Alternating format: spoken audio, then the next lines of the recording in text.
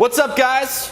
In this video, we are going to be going through question number 22 from test 1 in your red book. So take a second, pause your video, flip to question number 22, read through it, and then when you're ready, hit play, and we'll walk through it together.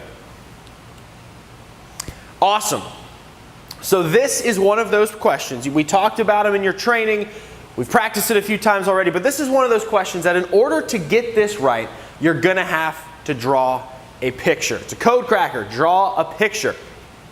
This question, let's walk through what it's asking us. It says that, you got a line that's got points A, B, C, and D on it. It says that, B is between A and C, and it says that D is between B and C.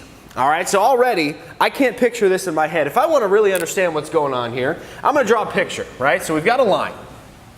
It says it's got 4 points, A, B, C, and D.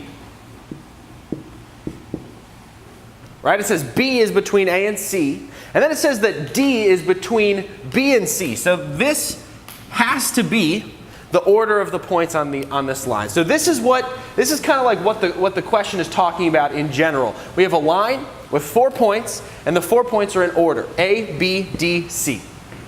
All right, and then it says, which of the following inequalities must be true? And the key word there is this word right here, must. Now, if something must be true in the mathematical world, that means that there are no counterexamples. If something must be true, no matter what the circumstances, it is always true. Okay? So what our job is going to be to go through these answer choices and try to come up with a scenario for each one that is a counterexample. In other words, we want to find, let's look at the first answer choice, for example.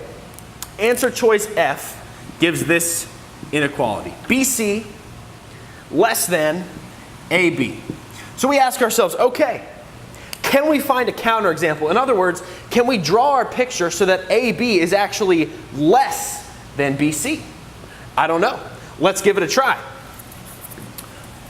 Check this out. Ready? Ready for this magic? All right, now check this out. Here is AB, and here is BC, right? So now check it out. We got AB that's about this big, and BC is much bigger. So I was able to draw my picture with the points still in the proper order, but this inequality is not true. So BC is less than AB. That doesn't have to be true. We can draw a picture in a way that makes this untrue. So that means answer choice F is incorrect. Not going to work. All right, let's take a look at our next answer choice. Next answer choice says BD is less than AB.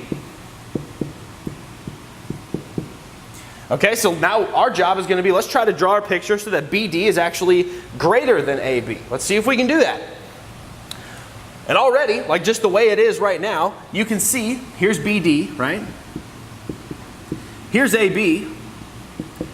And here we have a scenario where, again, our points are in the proper order, but BD is actually way larger than AB. So this one is not always true. And you'll go through your answer choices, right? And you'll draw a picture for each answer choice, and you'll try to disprove each inequality. And for F, G, H, and J, you'll be able to come up with an example that makes that given inequality true. But when you get to answer choice K, K says CD is less than BC, okay? Now if you look at our picture here, here is CD, and here is BC. Now this is where things get interesting, because remember, one of the conditions is that D is between B and C.